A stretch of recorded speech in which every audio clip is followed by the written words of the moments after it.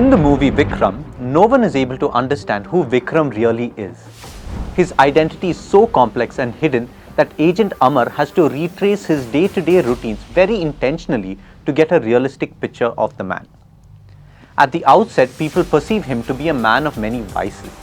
But a closer look into his life reveals that he merely presented that life to be under the radar so that he could systematically bring down a major drug syndicate. The extent of the drug crime in the city is so pervading that everyone is in on it, from cops to politicians to criminals to civilians.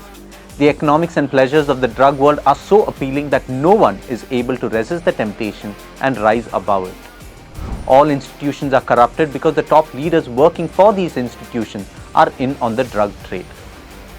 It is for this reason that Vikram is forced to be a mass vigilante, hiding his true identity so that he can incite fear and bring down the drug cartel.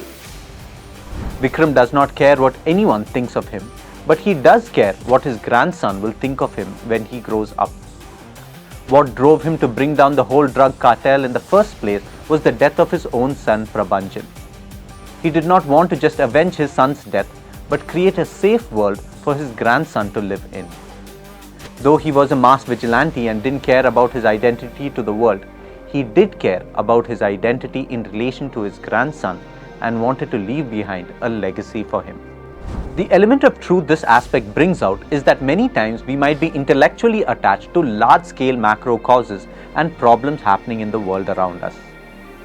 What really drives us to action is when those large-scale issues affect the lives of those we deeply care about.